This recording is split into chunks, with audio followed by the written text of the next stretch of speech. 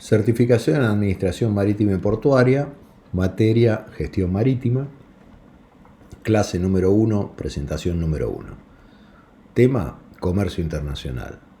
Docente quien les habla, Juan Paverolis.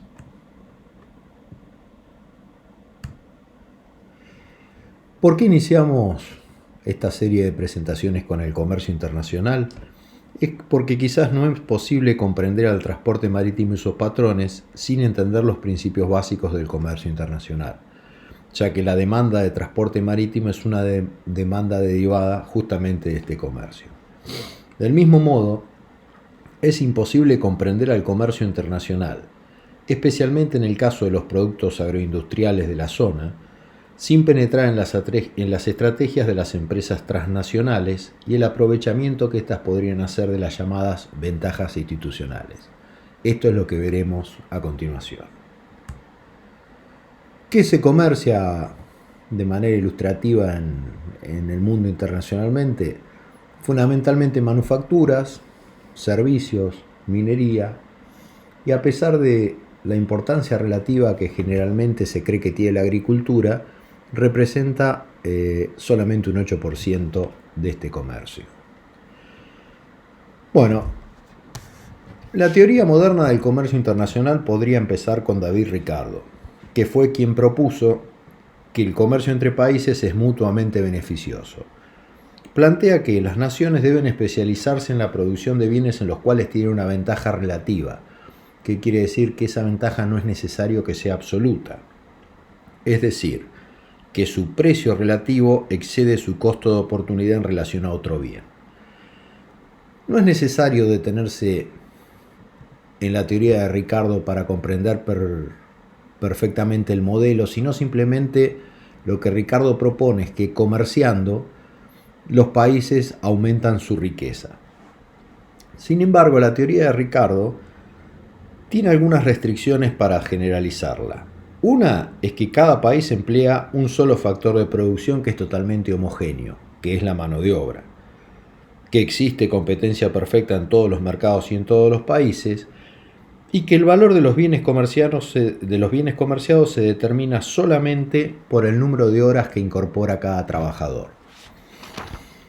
Pues bien, Ricardo termina diciendo justamente que el comercio internacional aumentará la riqueza de las naciones. Sin embargo, hay un aspecto interesante de esta teoría. La teoría fue propuesta cuando Gran Bretaña, después de más de 2 décadas de guerras contra Francia, la derrota en la batalla de Waterloo. Antes de la derrota de Francia, ¿qué pasaba? Inglaterra es una isla que sufría permanentes bloqueos y, debido a su situación de importador de productos agrícolas y exportador de manufacturas, el precio de los alimentos se elevaba relativamente, debido a que descostaba transitar libremente los mares para llegar hasta la isla. Por el contrario, el precio de las manufacturas era barato, porque eran manufacturas de producción local, difíciles de exportar justamente por el mismo motivo de los bloqueos. Ciertamente, esta situación de escasez de alimentos y abundancia de manufacturas beneficiaba a los propietarios de la tierra y perjudicaba a los productores de manufacturas. Ahora bien, cuando terminan estas hostilidades, el precio de los productos agrícolas desciende significativamente, dado que su importación no resultaba afectada por la guerra, aumentando al mismo tiempo el precio de las manufacturas debido a la demanda agregada que resultaba de las exportaciones. Obviamente, este nuevo contexto perjudicaba los ingresos relativos de los terratenientes. Este grupo, mayormente gente de la nobleza, presionó al gobierno hasta conseguir que se promulgue una ley conocida como el Corn Law, que imponía aranceles a la importación de productos agrícolas, con el fin de proteger los ingresos de los propietarios de la tierra, manteniendo el precio de los alimentos de este modo artificialmente alto. Entonces, Ricardo propone la teoría de las ventajas relativas como un intento de modificar esta situación. Ahora bien, hay que tener en cuenta que David Ricardo no era un académico en el sentido estricto del término, sino un prominente hombre de negocios con inclinaciones al estudio y la investigación. Indudablemente, aunque sin mencionarlo en su teoría, su agudeza intelectual no podría haber dejado de percibir los efectos que, en la distribución de la renta, podría tener el modelo que planteaba. Omitiendo adentrarse en los efectos que este comercio tendría, él propone su teoría a modo de modelo.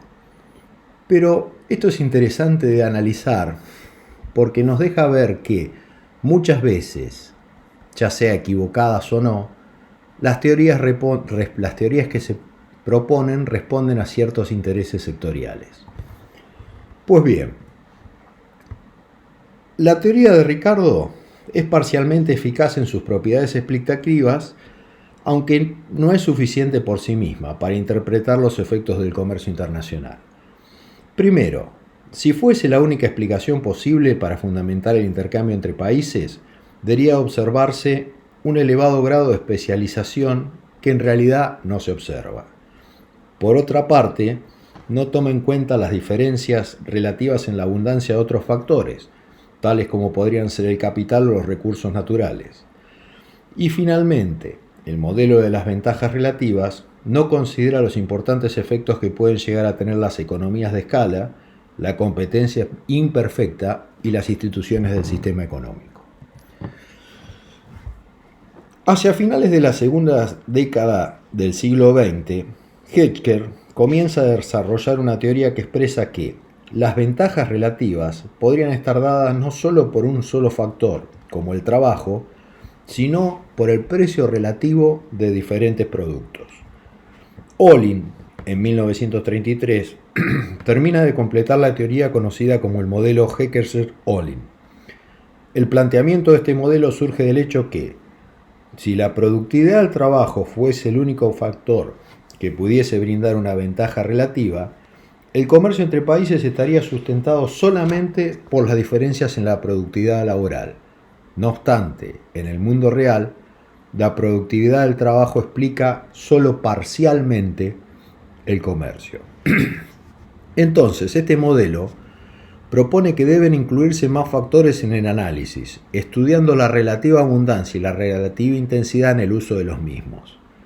En síntesis, lo que plantea es que las ventajas relativas emergen de las diferentes proporciones en que los factores productivos están disponibles en los países. Para entender, porque factor productivo es un elemento que se utiliza para la producción, por ejemplo, en la Argentina la tierra. Fundamentalmente y de modo muy abreviado, la teoría formula que los países son relativamente efectivos en producir bienes que son intensivos en el uso de los factores relativamente abundantes.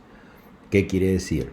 La Argentina es más efectiva en producir soja porque es relativamente abundante el buen clima y la cantidad de tierra. Pero también llega una sombría conclusión, evitada desde la época de Ricardo.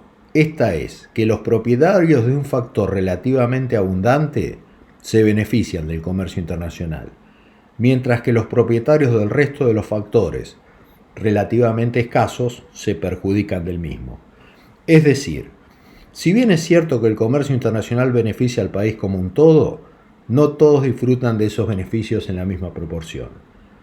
Estas pujas distributivas en nuestro país habrían llevado a la aplicación de las conflictivas restricciones aplicadas al agro, para intentar morigerar en algo esta inevitable disparidad en la distribución de los factores productivos. Esto lo veremos un poco más adelante.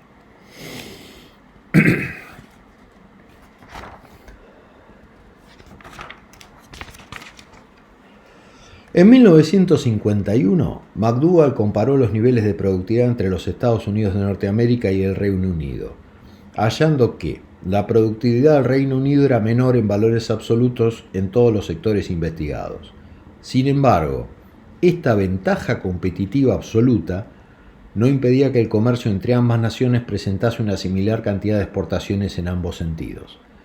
Esta fue una evidencia palmaria de que la desventaja competitiva absoluta no impedía el comercio internacional y confirmaba la teoría de David Ricardo, que lo único que se requería era una ventaja competitiva relativa.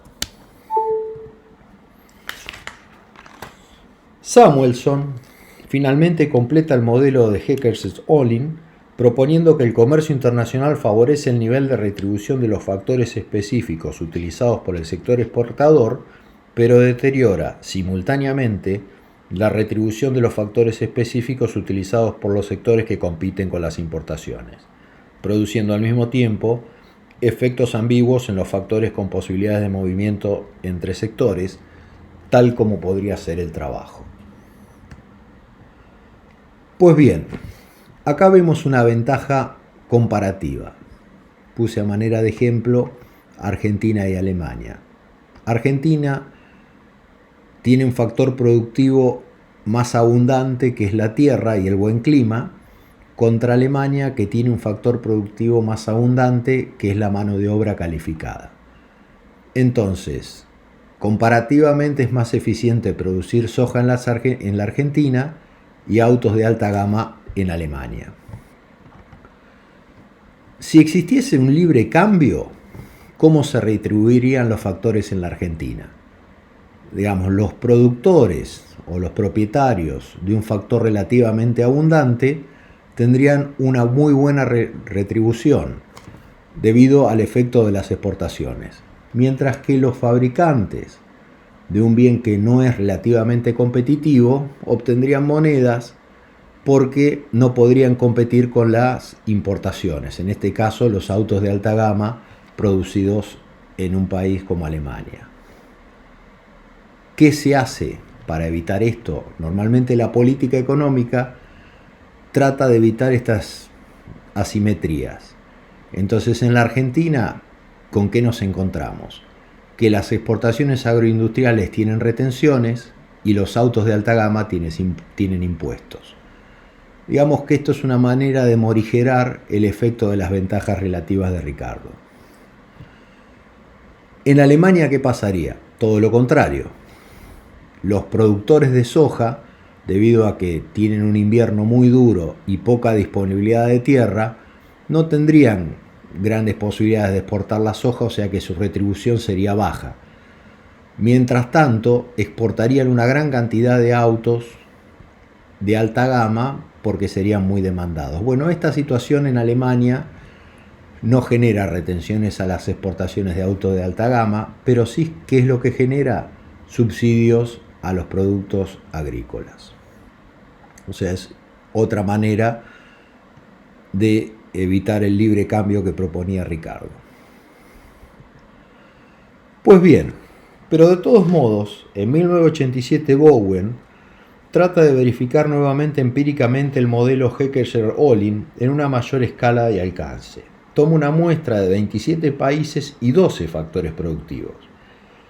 Y los resultados parecerían no respaldar la hipótesis. La evidencia indica que solo un 30% de los factores investigados se comportan como predice el modelo, mientras que el 70% se aparta del mismo.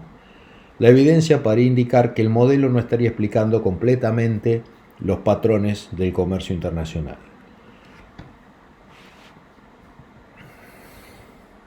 Heimer podría haber sido el primero a investigar la relación entre las empresas transnacionales y la inversión extranjera directa.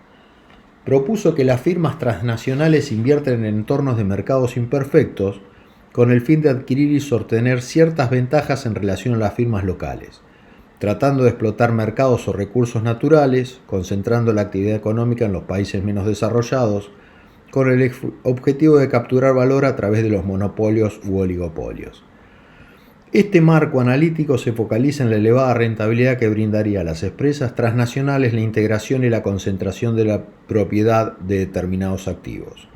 Estas características incrementan su poder de mercado y reducen las competencias. Sin embargo, Dunning parece tener una perspectiva alternativa al entender que la inversión extranjera directa involucra mucho más que una mera transferencia de capital. El capital en este tipo de inversiones es un vehículo mediante el cual además se transfieren otros factores productivos, tales como los modelos de negocios, las tecnologías, los procesos gerenciales, las estructuras organizacionales y el acceso a los mercados. Por lo tanto, la inversión extranjera directa que realizan las empresas, principalmente las empresas transnacionales, no solo espera ser recompensada como el mero rendimiento del capital, sino como la utilidad de todos los factores que mencioné. Incorpora de este modo al modelo explicativo del comercio y la producción internacional los potenciales efectos de las diferentes funciones de producción, proponiendo lo que se conoce como el paradigma ecléctico. El paradigma ecléctico no es en sí mismo una teoría de las empresas transnacionales y el comercio internacional. Sin embargo, evidencia una gran capacidad explicativa para la actividad del comercio internacional y las estrategias de inversión. Este paradigma propone, de manera coherente con el modelo Heckers-Ohlin, que las ventajas relativas que provee la localización continúan siendo una fuente válida de competitividad, es decir, ventajas asociadas a la abundancia geográfica relativa de ciertos factores productivos, tales como la mano de obra, los recursos naturales o el capital. Pero al mismo tiempo sostiene que las mismas son extrañas a las empresas, pues dado su carácter territorial, son características específicas de países o regiones. Sin embargo, también expresa que existen otras ventajas, como la de la propiedad y la integración, que son específicas e intrínsecas de las compañías e independientes de las naciones. Sin embargo, particularmente plantea que, dadas sus características, esas ventajas son aprovechables con mayor grado de destreza por las corporaciones transnacionales. Entonces, ¿qué es lo que dice Dunning? Que la ventaja de propiedad, es decir, la posesión de ciertos activos tangibles e intangibles, brindan beneficios tales como elevadas barreras de entrada, acceso exclusivo a materias primas, economías de escala, superiores capacidades gerenciales, know-how, conveniente acceso a la tecnología, etc. Estas ventajas les otorgarían, comparativamente, mayor poder a las corporaciones transnacionales. Por otra parte, la integración serviría para reducir los costos de transacción en mercados imperfectos, donde las instituciones del sistema económico hacen que los mismos sean elevados. Por lo tanto, la habilidad y capacidad de aprovechar los beneficios que proporciona una posición relativamente superior en los aspectos de propiedad y de integración condiciona fuertemente las posibilidades de éxito de las demás firmas para poder acceder al aprovechamiento de las ventajas relativas de localización. O sea, las ventajas relativas de localización de los factores productivos continúan siendo una fuerte ventaja comparativa para el comercio internacional. Ahora, cómo se aprovechan esos factores productivos va a depender mucho de las habilidades de propiedad y de integración. En 1994, Casson propone que la evidencia empírica demuestra que, junto con el crecimiento experimentado por las empresas transnacionales después de la Segunda Guerra Mundial, los movimientos de inversión extranjera directa parecerían no seguir los principios de la teoría neoclásica, sino que habrían estado relacionados con las estrategias de comercio intraempresa derivados de una integración vertical dispersa geográficamente en distintos países. En el caso que nos ocupa, que es el comercio agroindustrial, eso se ve claramente en las firmas que están localizadas en el polo agroindustrial. Muchas de ellas no solamente producen la mercadería que exportan, y cuando me refiero a que la producen porque son manufacturas de origen agropecuario como las harinas y los aceites, sino que los barcos donde los transportan también son fletados por ellos y los compradores de otros países son intraempresa.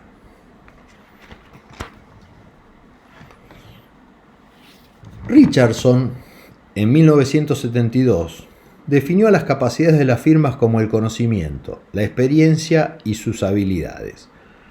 Del mismo modo, por rutinas, entendía las habilidades de una organización. Proponía que, durante el proceso de evolución y aprendizaje, las organizaciones adquieren y perfeccionan una serie de rutinas. Sin embargo, esas rutinas son solo un subconjunto de sus capacidades. Es decir, Las rutinas definen lo que una organización efectivamente hace, mientras que las capacidades delimitan lo que sería capaz de hacer. Richardson opina que, en esencia, tanto las rutinas como las capacidades son una forma de conocimiento empresario difícil de separar de la organización que las posee. Por lo tanto, entiende que el problema central de cualquier organización es transformar las capacidades existentes para adaptarlas a las oportunidades que se van creando. Es decir, explotar una ventaja competitiva a través de una innovación organizacional que involucra transformaciones en varias actividades de la empresa. Denomina este tipo de actividad como una innovación sistémica, en contraposición a lo que se proponía como una innovación autónoma. Es decir, cuando el cambio se produce solamente en las actividades productivas sin alcanzar a las organizacionales o gerenciales. Es a partir de este modelo que en el 2003 Winter define lo que dijimos que son las capacidades dinámicas de las empresas. Es decir, una serie de capacidades de segundo orden. Capacidades que están por encima de las habilidades ordinarias requeridas para llevar a cabo las actividades, ya que son justamente las habilidades responsables de crearlas o modificarlas. Las capacidades dinámicas serían aquellas que facilitan la innovación organizacional y la reestructuración de las actividades para adaptarlas a entornos cambiantes. Una superior capacidad dinámica para crear o modificar adaptativamente un grupo de rutinas, conjuntamente con la posesión de determinados activos y capacidades de control de la integración de las cadenas de valor, sería lo que le confiere a las empresas transnacionales sus significativos resultados económicos.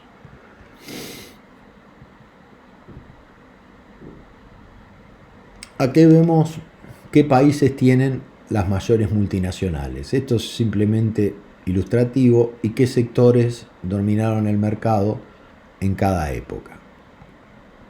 Esto es a los efectos simplemente ilustrativos. Finalmente, recordemos el paradigma ecléctico. En el 2009, luego de que Winter propone esto en el 2003, Dunning incorpora a la localización, a la propiedad y a la integración una nueva ventaja y la denomina ventajas dinámicas. Dice que si bien ciertas ventajas derivadas de la concentración de la propiedad y los elevados niveles de integración podrían ser de naturaleza monopólica, otros emergerían como el resultado del desarrollo de capacidades dinámicas, tales como las habilidades de coordinar las transacciones y reconfigurar activos a través de las fronteras. Entiende que las firmas que obtienen mejores performances son aquellas capaces de redistribuir recursos, reconfigurar y coordinar actividades, creando nuevas capacidades para adaptarse a las nuevas oportunidades de manera menos costosa que sus competidores.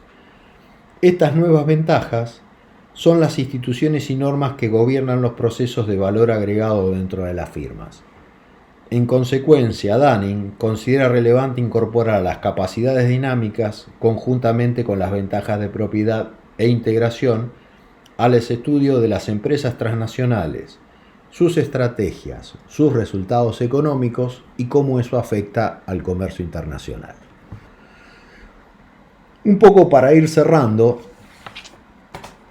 hay dos teorías en boga, la de Chicago y la de Harvard, sobre por qué las empresas transnacionales obtendrían sus performances extraordinarias. Harvard dice que se inicia con un comportamiento anticompetitivo que determina una estructura concentrada de la industria, lo que hace que se obtenga una performance extraordinaria.